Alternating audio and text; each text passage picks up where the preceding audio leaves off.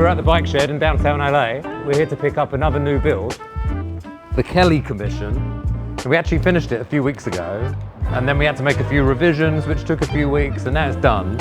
And we're getting ready to ship it out to the East Coast. So we're going to take it out today, go for a ride, and go and see one of my friends, Steve and Kenn.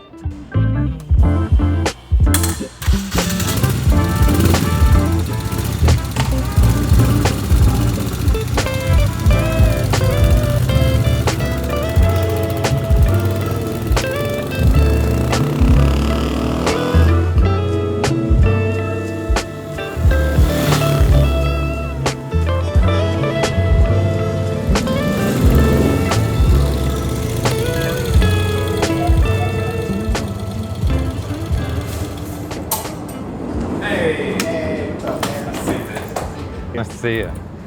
Come on in, this is the showroom. This looks amazing. Tell me about that. XR650 was stolen last year, spray painted black, and now it is what it is. That's the bike from A Place Beyond the Pines. That's the bike. true story. Yeah. That's funny. Super cool, super cool. I really love this as a showroom. It's the living showroom, isn't it? Yeah, I think the idea was to create an environment where people could have a non-invasive kind of shopping experience. So, you know, I can make them a coffee. I can also just let them stay overnight. They can look at materials, sit, figure things out, and then I'm available for a meeting. You can really tell a lot about man by how he makes the coffee. My friend Jonathan Cross makes these all from found clay in 29 Palms. All wood fired. It takes 24 hours to get it hot enough where you can do the firing. You know what's wild is that my primary water sources are espresso and sparkling water. I'd never make myself an espresso tonic.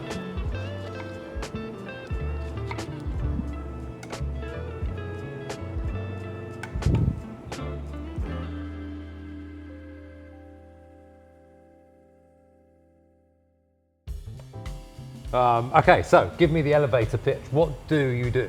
Yeah, so making furniture for the last 15 years here in Los Angeles. Started from Canada, came down here to make jeans originally, got into making bags, always been obsessed with materials that age well.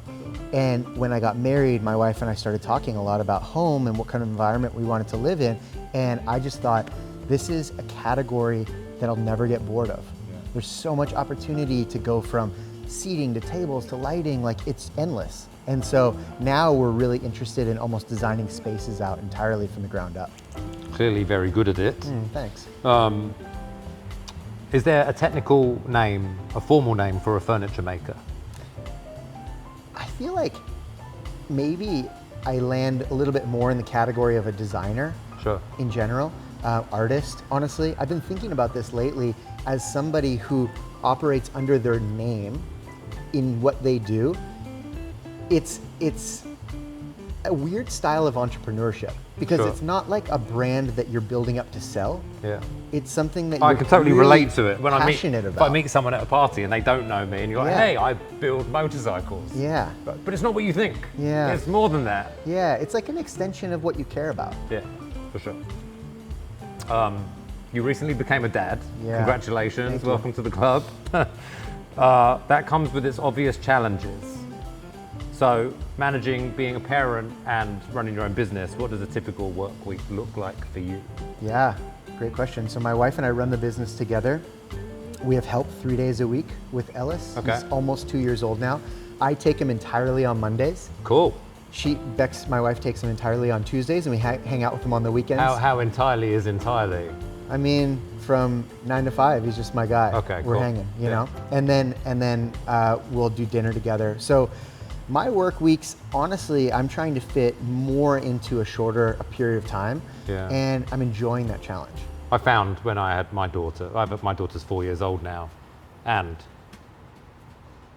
I always kind of ended the day early anyway, but I found that ending the day early in the afternoon and getting home early and being present for that 4 hours of daytime extra before getting ready for bed, that made a huge difference. I mean, even you saying that your son is 4, like Daughter.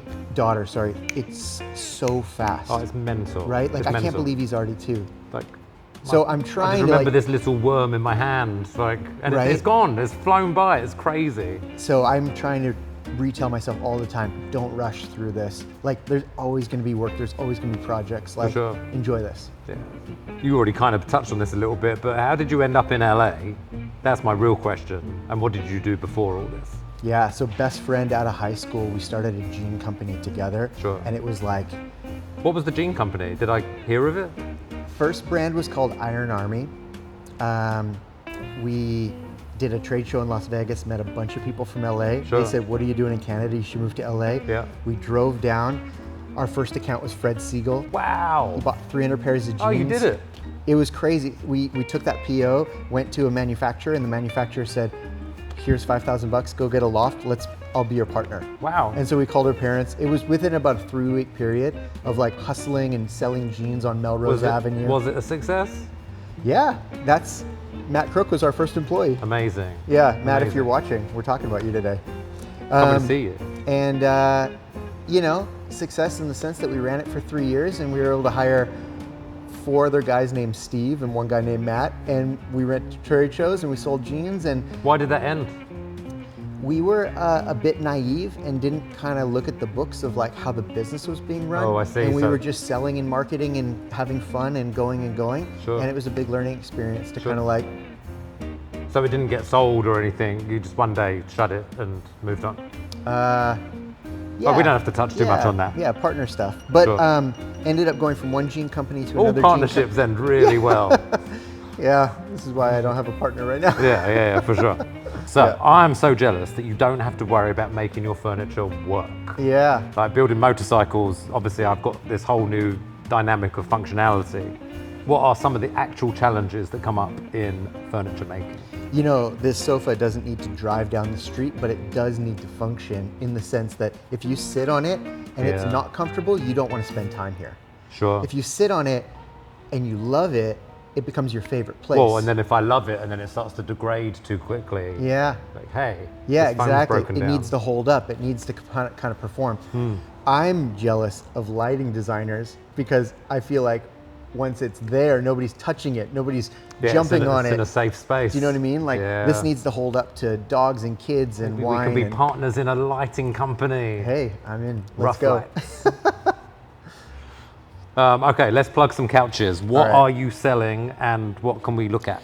So we are sitting on our brand new collection called Ease. It's a modular sofa sectional set. Comes with a corner chair, end chair, ottoman, and you can basically, sky's the limit, just design out different configurations. I gotta say, it's super comfy. I Thank like you. it. I love the color.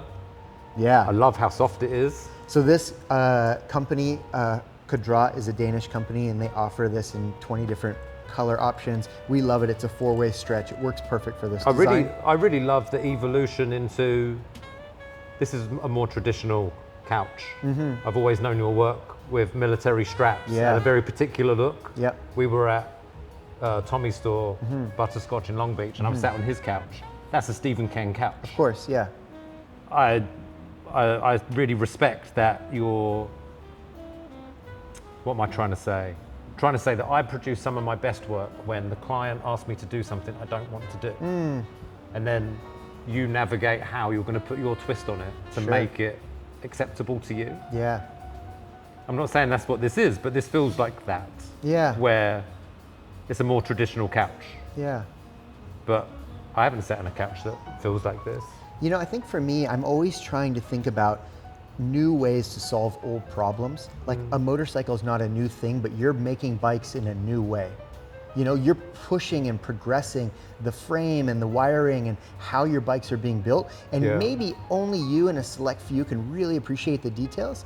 But for me, this might look traditional, but the way it's made, nobody's making furniture like this. And I could get into the kind of like nuances about how, but one of my favorite marketers, his name's Harry Beckwith, he says, disguise the novel as familiar. And I'm always thinking about that in the back of my mind. How do I make something feel like people have seen it forever and yet they can't place it? Like, actually, I don't think I've ever seen that before, but it feels like it's always been there. Do you know what I mean? Absolutely. So I'm always trying to kind of develop things that don't look like crazy and outlandish, but more just like fit into the environment of people's homes, but still also speak to the originality of them.